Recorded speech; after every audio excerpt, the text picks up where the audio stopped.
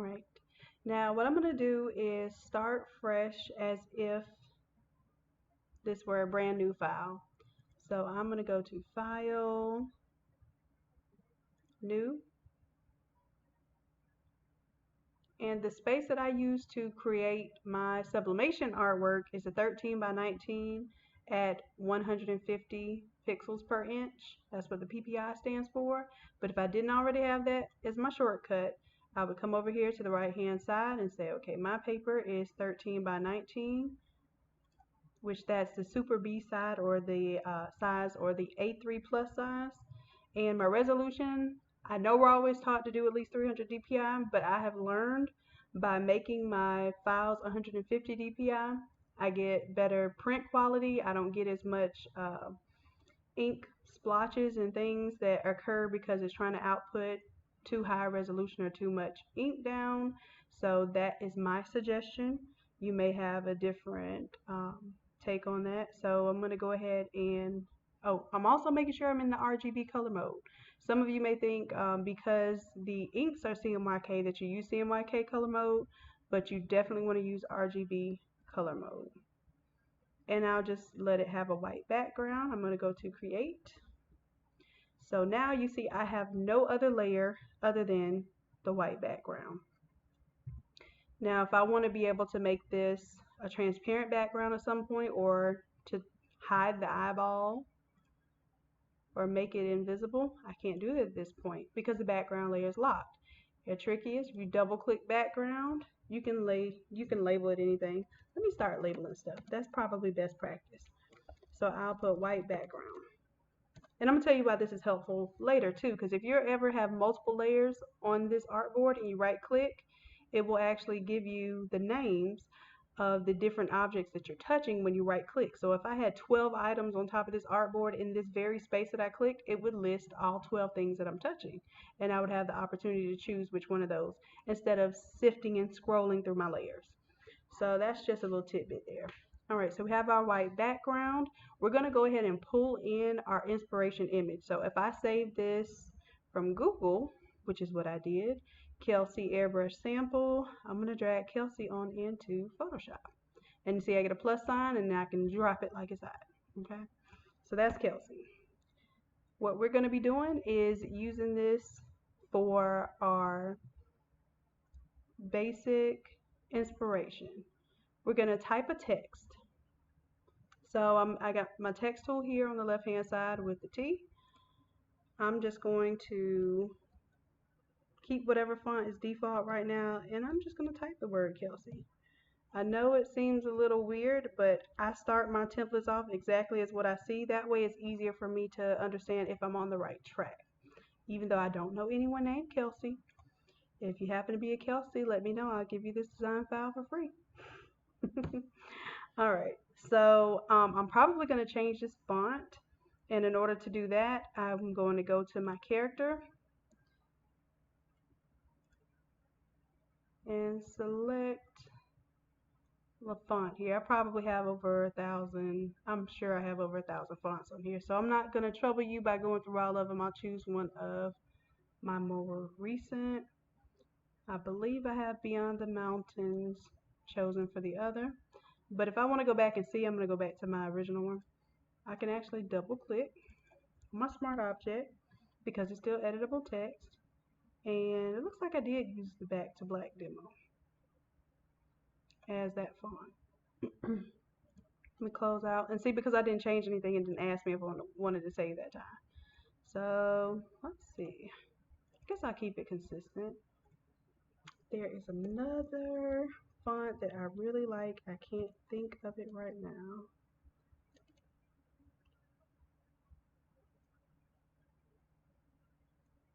This Beyond the Mountains is nice. And then some of you might be familiar with like the Waltograph and use those fonts commonly.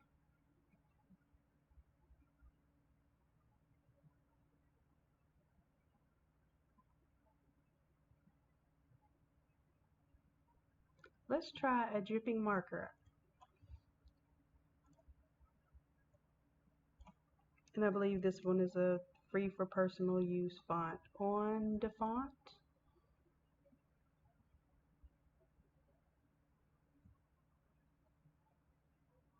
And you know what? Back to black demo.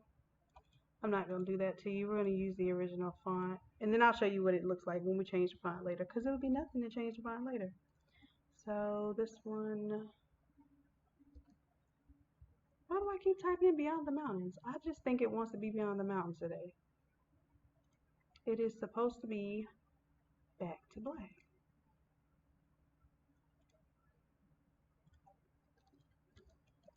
So I can just start typing in back and it'll show me any font that has the word back in there. Black. That's what I was looking for, Master of Comics.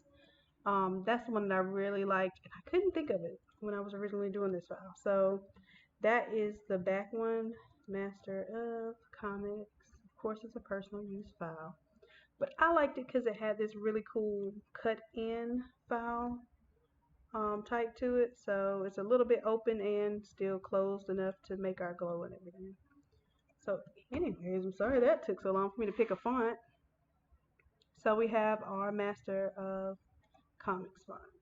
And I'm keeping it green right now because I want it to show me when I'm changing my colors. I want it to be very visible.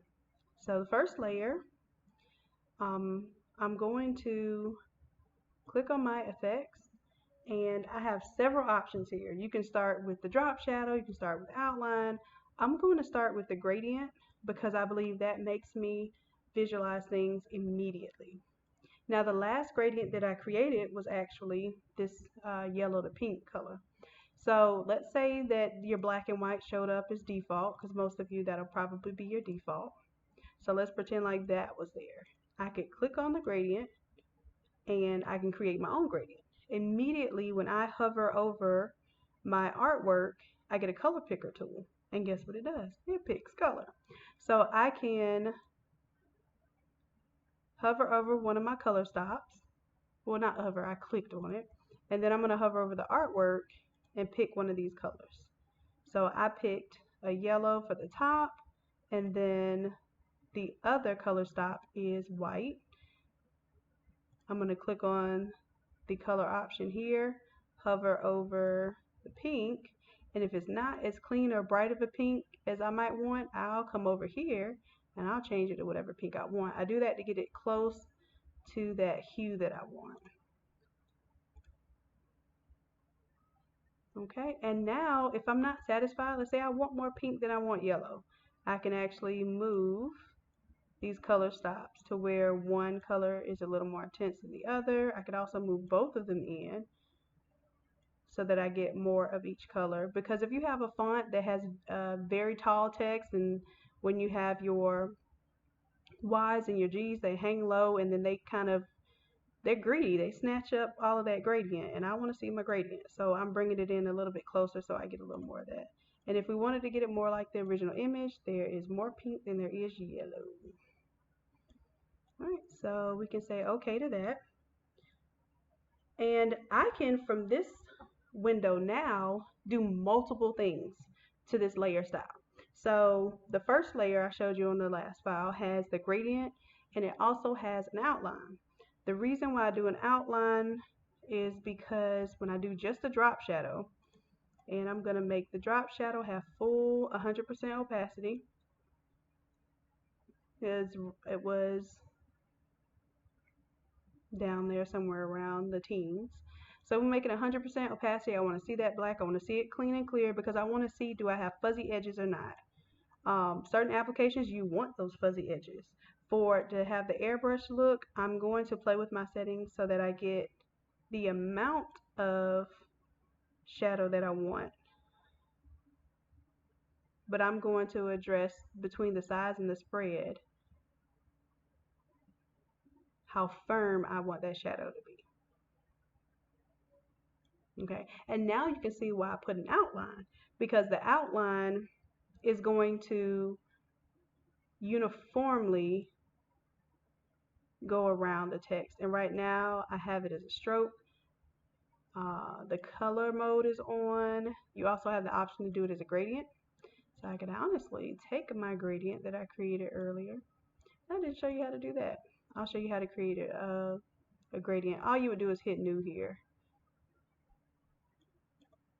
So let's say I change this around.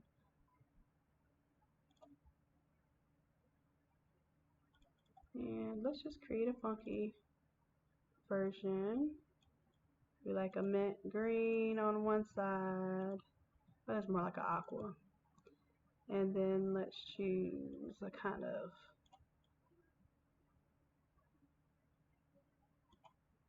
sorbet orange.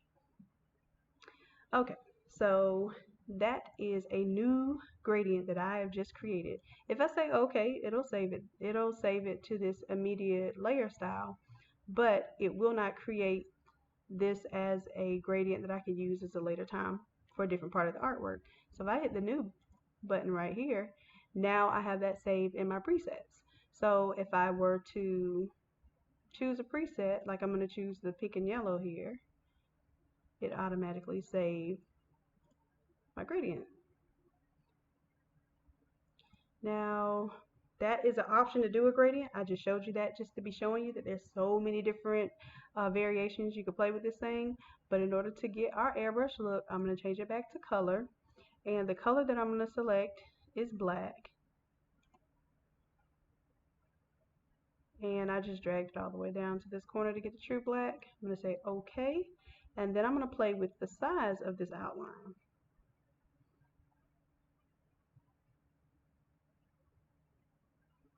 So that looks about right to me.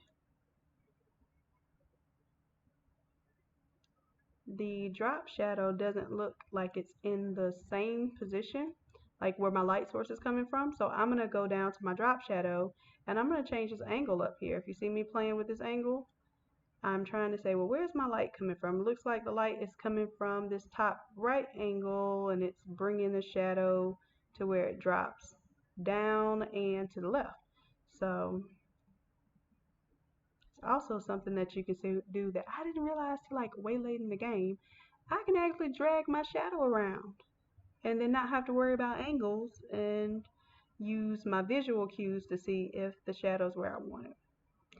Another little tidbit. Okay, so that's our top layer. Just looking at it here, I'm trying to see if there's anything I would want to change. I think I would bring this gradient to where I have a little more yellow. I want a little more yellow on the top of these smaller letters. So I'm going to bring a yellow down.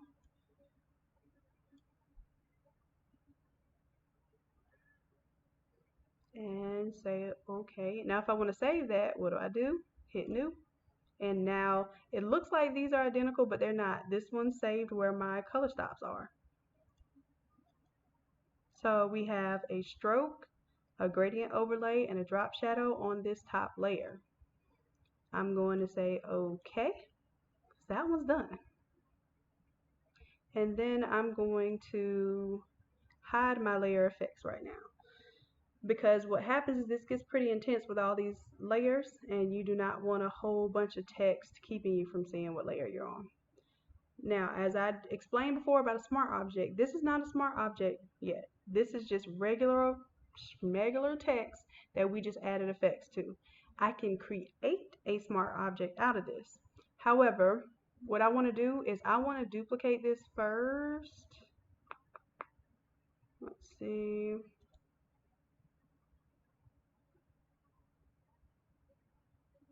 I'm going to duplicate this layer, right click it, duplicate, and let's say that I actually want to, we'll keep it as Kelsey copy for right now. I'm going to tell you how we're going to label this later because then you'll get a better understanding of what you're doing with it. Alright, so I have a copy. So I have my Kelsey on top, and what I did is I just dragged it below my Kelsey because I'm going to use this as my middle glow. So it is there, but it doesn't have any difference of effect, so you can't really see it. What I'm going to do now is right click, and I'm going to clear my layer style. And I have my display set to where my words are bigger, so you may have to scroll down a little bit to see all your options. Clear layer style. All right, so now Kelsey should just be plain. So when I go to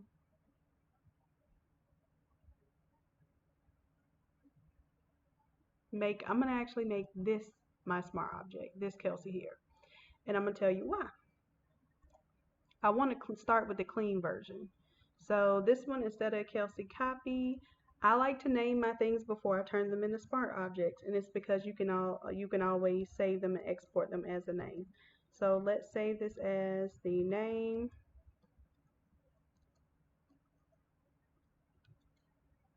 top gradient, not gradient, gradient. And of course, this is not the name top gradient yet, but that's just what I'm naming it. When I right click, I can convert this to a smart object. Okay, so that when I double click, now I have the option to, and I double clicked on the text too, I can change this to my name, which is Shannon with one N. There we go.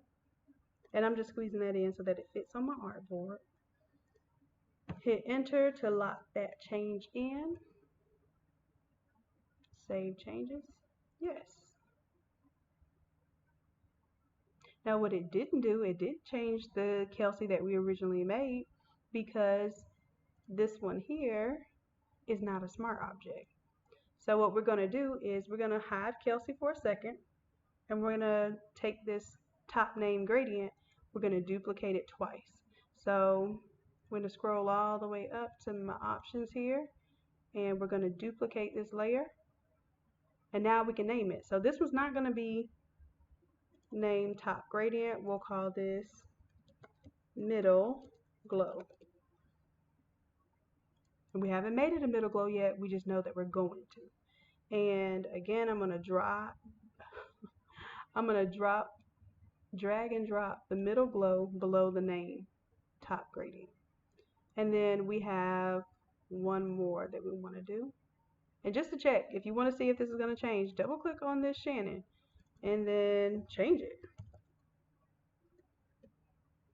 Alright, so I'm going to change it to Innate for Innate Lab. Alright, so let's save those changes.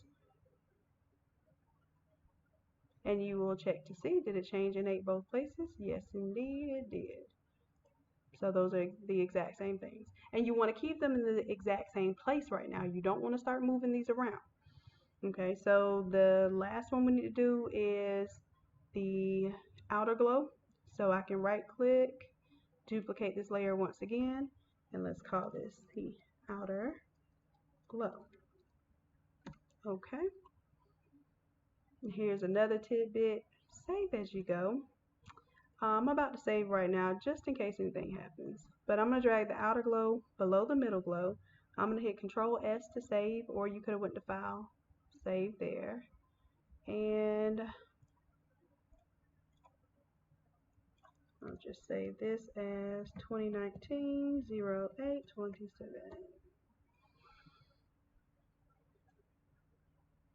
Alright, so let's recap what we have so far. I just have the same smart object duplicated twice, so there's a total of 3 of the same smart objects. I still have my Kelsey here.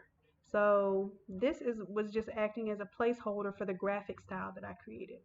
I'm going to right click and copy that layer style.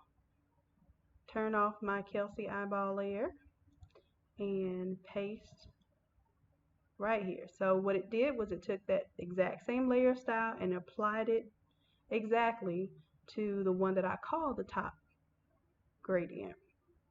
So I still have my middle glow to play with, and I still have my outer glow to play with. And believe it or not, that was the hardest part. So now we are on to doing the middle glow. Now we don't have any effects on this because we started with a clean smart object. So I can click on my effects down here, and let's go with an outer glow. We don't need anything else because it's not even showing anything. And if you recall, I had the last thing that I used as an outer glow was that contour. So I'm going to show you more like what it would look like when you picked it up. It might look like this. It's probably by default going to have this diagonal contour, which is perfect for our middle glow. That's what we said we're going to do. And we're still looking at the reference picture up top, trying to see how fuzzy or how hard that glow is. And we're going to use the settings here to change it. Now, depending on how you set up your art file, what DPI you set, what paper size you set, you're not going to use the same settings as me. If your paper is smaller and your DPI is higher, then your size and your spread is going to change different based on the amount of pixels you have per inch. So that's just a clue, like just because you see on my screen it says 35 and 117, if you put in 35 and 117, if your paper settings or your document setup was not the exact same settings, it won't mean the same thing, just in case you're wondering. Alright, so I think I'm going to make this a little harder and do this, play with it. So right now I'm seeing the size is just increasing the outside. The spread is going to change based on how I manipulate the size as well. I want it a little bit harder, but also bring it in a little bit more.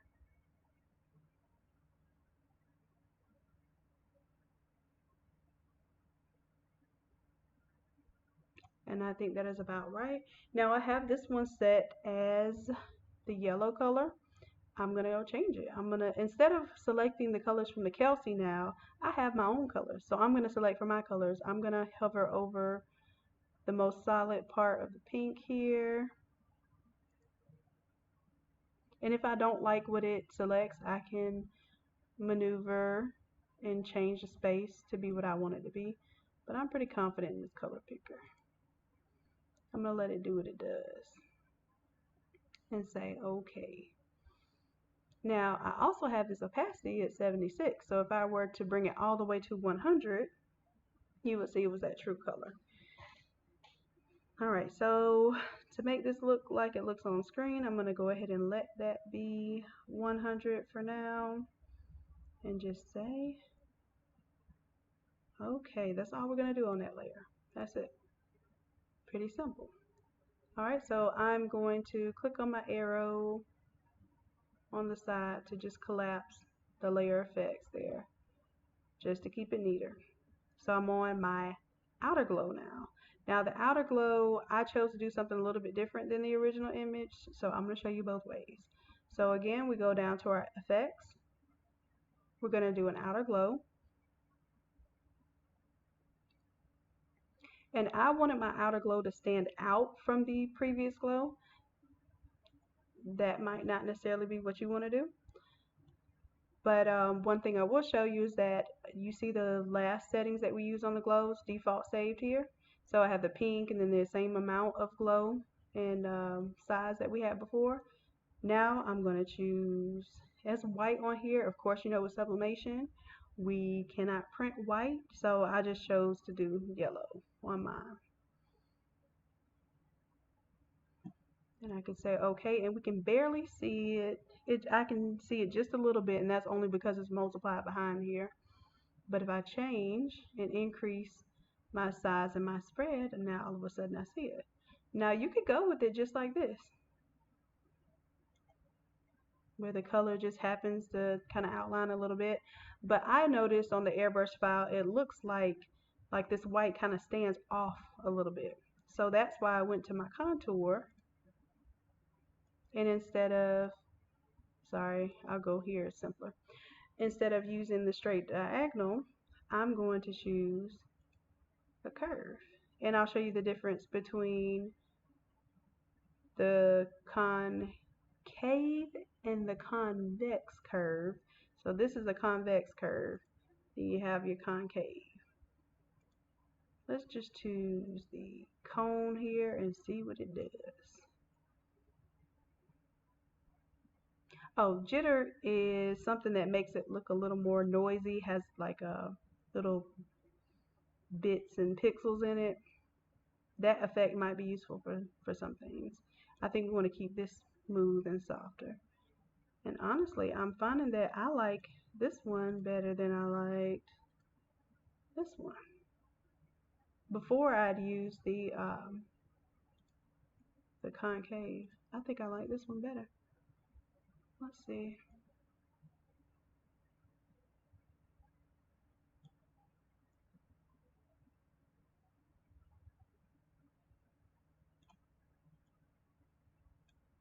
A little bit more size.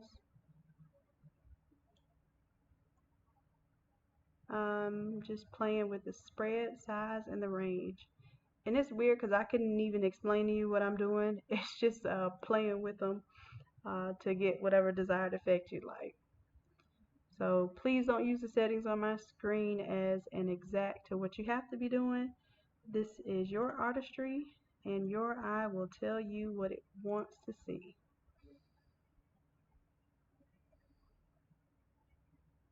All right, we're good from there. And it's one thing I'm noticing that I didn't do to my top layer. I want it to kind of look like the text is a little more 3D and it's glowing a little bit. So for the top gradient layer, I'm gonna go to my effects, and instead of going to the effects down here this time, I'm just gonna double click on my effects. That way I'll show you how to open it that way. So I double clicked on my effects, and I'm gonna add a bevel and emboss. And that just made it pop. I'm loving how it's popping right now. So right now I have an inner bevel. You can play with what that does. You can do an outer bevel. It's not going to really show on this. You can emboss it. This actually looks more like it's embossed as far as the original image. But I don't know why I just fell in love with that inner bevel. It just made it, to me, look a little more shiny. But this is also a place where you have variability in your graphics. You don't have to go with how I went. You have the depth of the effect, which sometimes it can look really distorted if you go too extreme. Same thing with the size. I can do it and it just looks a little distorted, kind of like those clear holographic plastic bags, purses and stuff. I like it to look like it actually follows the lines of the text. And you can soften or harden those lines to make it look a little more intense. I'm going to choose soften it, make it look a little more like a balloon. Okay, and you also have your highlight and your shadow. You can change the opacity here. You can make your shadow get really intense, and right now it's not on a normal blending mode. So let me change it to, first let me remember what it is. So right now it's on soft light. If I change this to normal, then that's just black multiplying. Well, it's not even multiplying. It's just adding on top of the layer based on the opacity that I set. I think we had soft light selected before. Play with these effects. I mean, don't play with them too much because you forget what you did. But these are just the defaults that I had set on here that I play with as I go along. And if you notice right here in this right corner, it's going to give you a preview of a swatch of everything that you just did. So I can actually save this as a style. Let's save it as our Airbrush gradient. Why do I want to keep putting gradient? Gradient, top layer, and I can check that I want to include the layer effects, include the layer blending options. Now this is important if you are, like, let's say you had some opacity changes and then you did the multiply blending option instead of the normal blending option. Those sort of things that you'll learn about later. I guess I'm seeing the word layer too much. Let's see, let's go ahead and add it to my current library and say okay. So now I have that as a new style.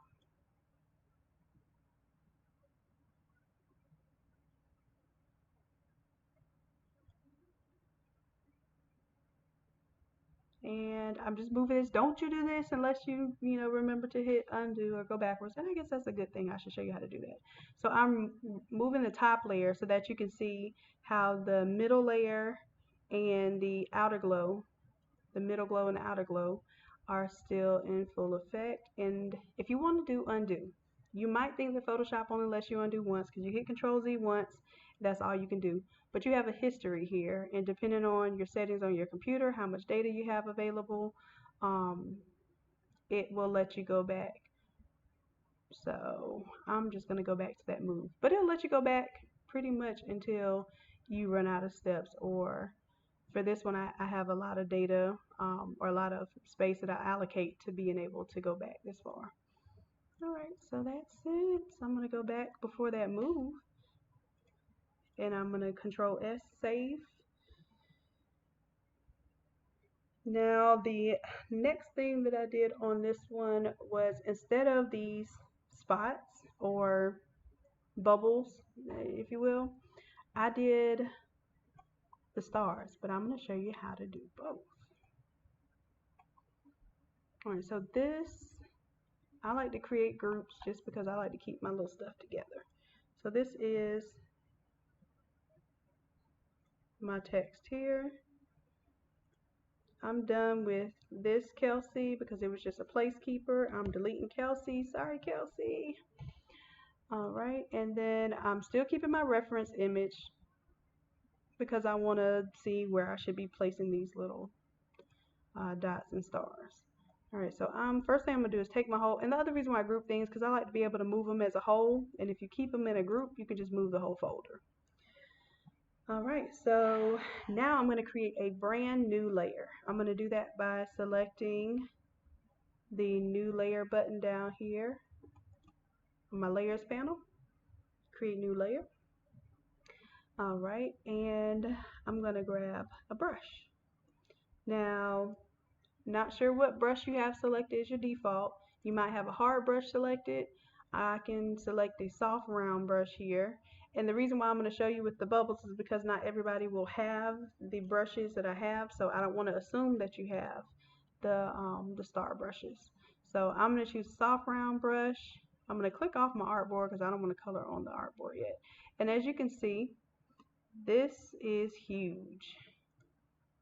The brush tool size right now, if I right click anywhere on the artboard, I can come up with my options here and I can change my size. And if I hover back over the artboard, I see about the size of it.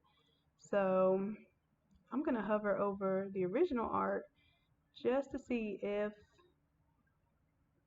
my circles are about the same size. And I'm going to say that is. So now I'm using my eye to determine where I want this placed. Of course, Kelsey, and this is another reason why I was saying you may want to keep with the original text so that you don't feel like you're stressed out now about where you're supposed to put these bubbles. Well, with the K and the Y look different than the N8. Well, if you want to do that, double click. Let's put Kelsey back in the game. Kelsey. And make sure Kelsey's not falling off the artboard. We want her good and secure, intact. There she is. Hit enter to get out of the text editing. Oh, and I did Control T to change the size, to transform it. I'm going to exit and say yes. Save my changes, please. Alright, now I'm going to move my group down just a little bit because when I changed it from N8 to Kelsey, it also changed where it was placed on that artboard. So it did jump on my artboard back in the original file. So I pulled it down from the group layer. I didn't just pull one of the smart layers or smart objects. Alright, so now we're on to creating these bubbles.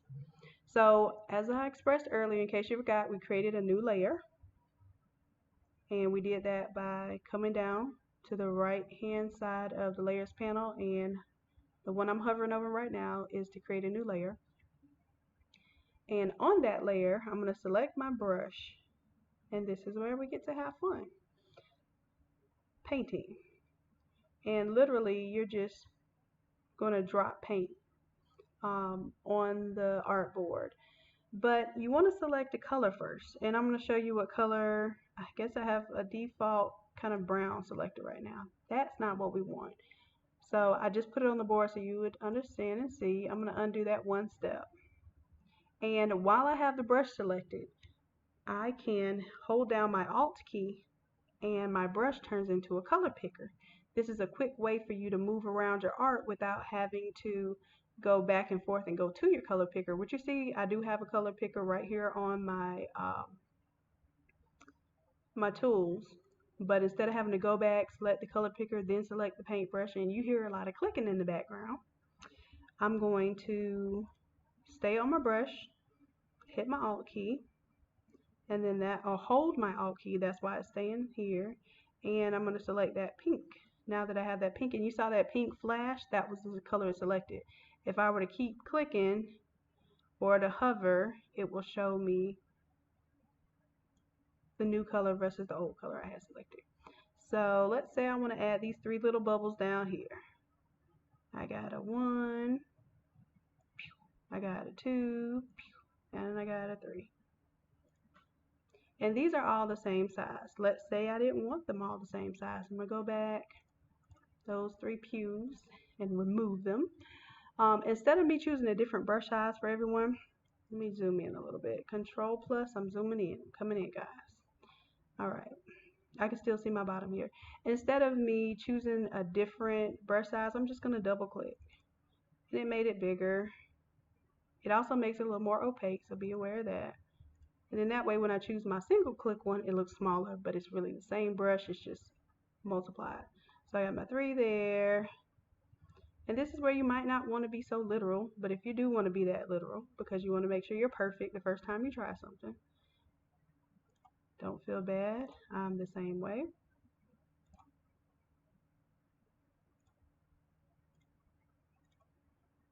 You might want to. And then when you're tired of being perfect, you just get random, okay? It's perfectly fine to get random with it. This is your art.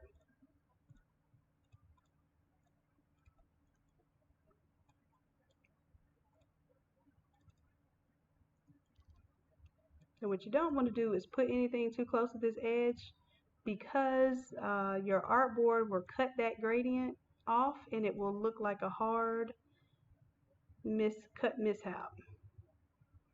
So bigger, smaller, smaller.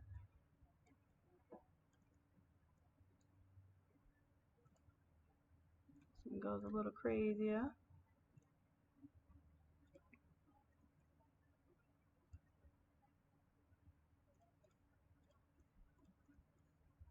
And we got a 1, 2, 1, 2, 1, 1, 2, 1,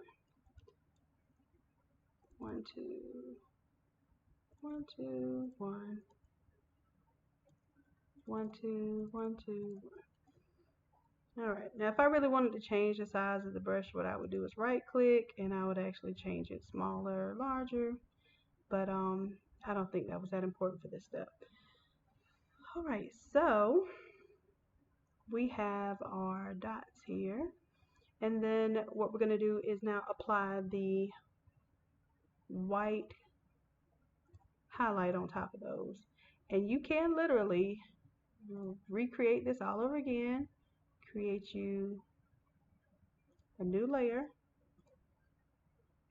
and then this time you are going to change the brush size. You do want it to be smaller, and that kind of sucks because I don't know what my last brush size was, but I'm just going to hover over and see if I get about the same size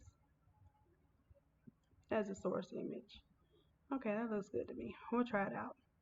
So now we want to change the color. Right now I'm going to hold down my Alt key and I'm going to go to white, and I just chose the white that was in the background. And this is what I do. Instead of trying to choose which offset I do to these glows, I'm going to try to set my glow, and I need to bring the size down just a little bit. You can also bring your flow and your opacity down, but I'm not going to do that. I'm going to keep it standard because I don't want y'all to get too inundated. So I'm just going to put them smack dab in the middle as much as I can. And literally this is the clicky part.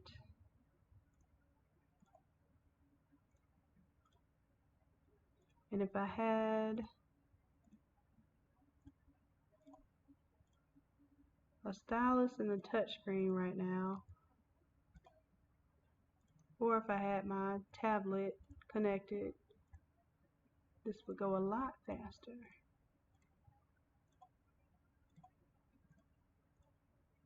But it takes away the fun from the learning process. So have fun clicking. And keep in mind when we're doing this on a new layer, you didn't want to do this on top of your pink layer, so I hope you selected a new layer. You can't really see it because it's white, of course, but this whole layer now, I just offset it. So I'm going to move my arrows, or you can move your arrow up and down if you have your move tool selected, but if you didn't, you can literally stay on your layer, or you still need the move tool selected, and just move it around. Then that's how I offset them. And that's how I offset them uniformly. And you can use your up, down, left, and right to get it how you want it. Now here's another thing. That white is just so stark to me. It's just too white. So what I can do is go to my opacity or my fill. I like to play with my fill layer because if I do effects to it, I want my opacity for the effects to stay pure. So I'm just bringing down the fill opacity so that it looks a little more believable as a highlight. That's it. So I would say that that is probably about as far as you want to go to create your template there. And you literally have your own template now that you created from scratch. The only thing that I would do different, which is what I did in my file, was I didn't do the bubbles. I did, and I'm going to create a new layer. So, matter of fact, let me group this and call this bubbles. B-U-B-L. Why does that look funny?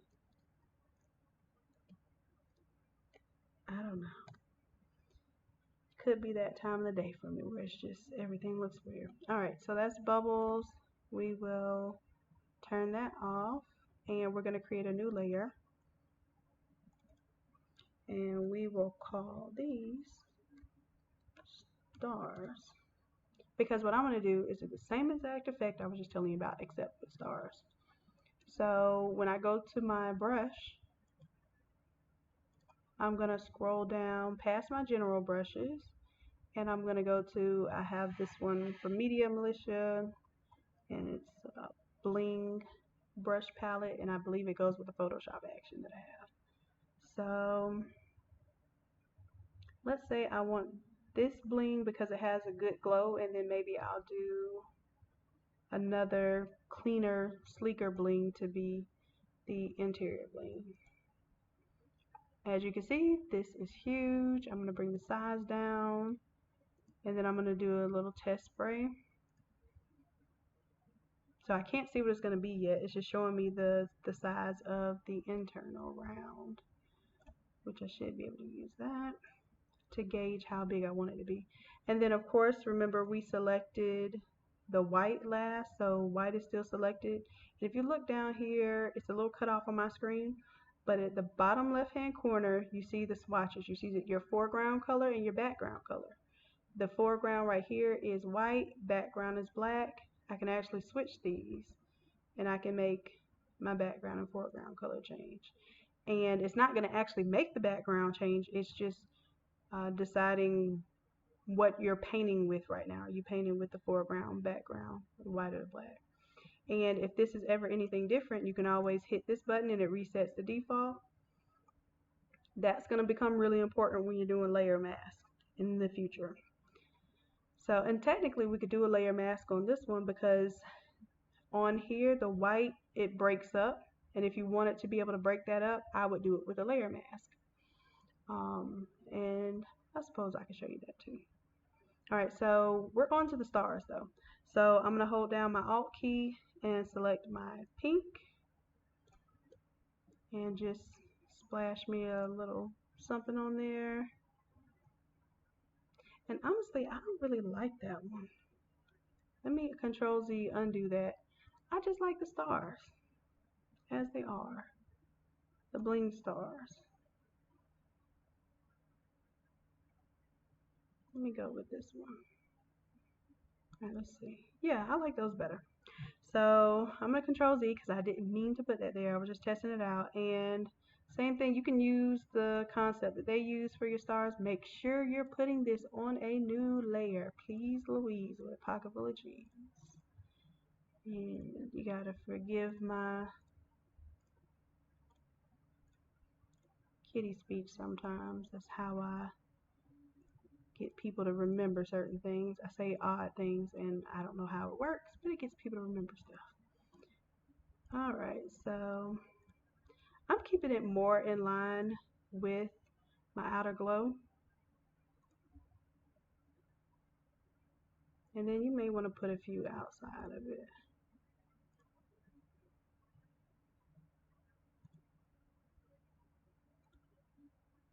I didn't want that.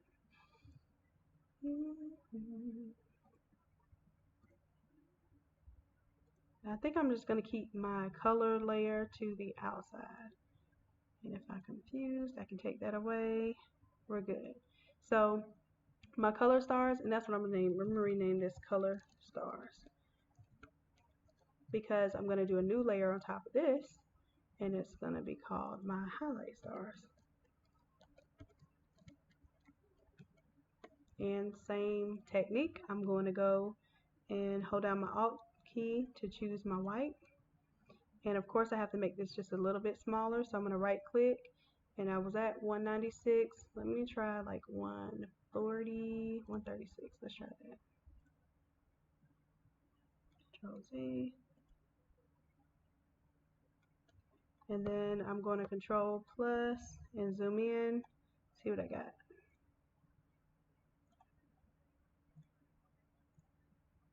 And I'm supposed to be putting them right on top so that if I want to offset them, then it offsets the exact same way throughout the image. And again, we're going to take down the opacity, so if it seems a little strong, it's okay. We can change the opacity of this entire layer.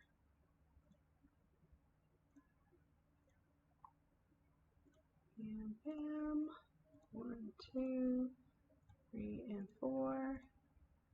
Grab those internal ones. And I think we've covered all of our color stars with the highlight stars. And now I'm going to use my move tool. And you can either manually move it with the mouse, or you can move it with the arrow keys. Moving it with the arrow keys. And then you have your stars. And you may now want to do a few bigger highlight stars on the inside of the graphic. You can choose to do that on this highlight stars layer, or you can choose to do it on a whole new layer. I'm going to keep my layers down low, so I'm going to choose a bigger star this time and just test it out right there. That's good enough. And I could actually kept that one right where it was. Alright, Kelsey, come through. Alright. And this is where you can be a little subjective with where you want to place your highlights. Like I said, we will go back, and I think I'm taking up too much of my negative space. I want to click on the actual image. Okay, so I'm going to say that's good enough. And then I'm going to come to my highlight stars, and I'm going to bring down the fill until I still see the white, but it doesn't look so glaring. So I'm at 68%. I'm happy with that.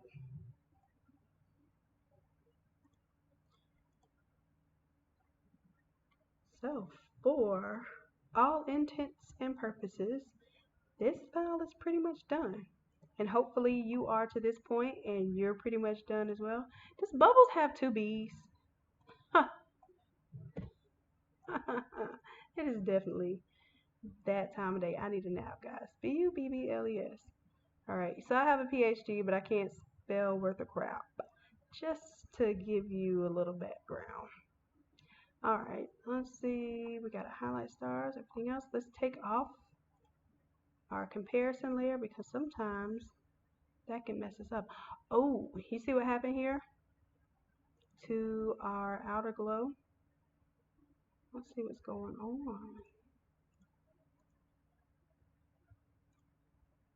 I'm going to double click inside and see why in the world.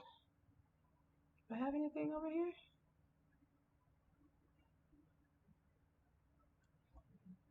Control T, I don't. No, I don't have anything over there, so I'm going to select no because I don't want to redo anything.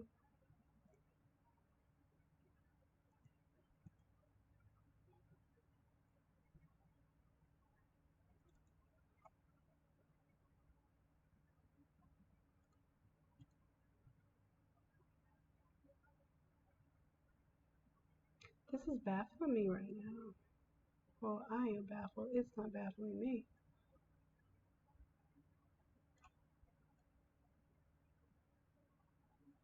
What is it choosing to go against?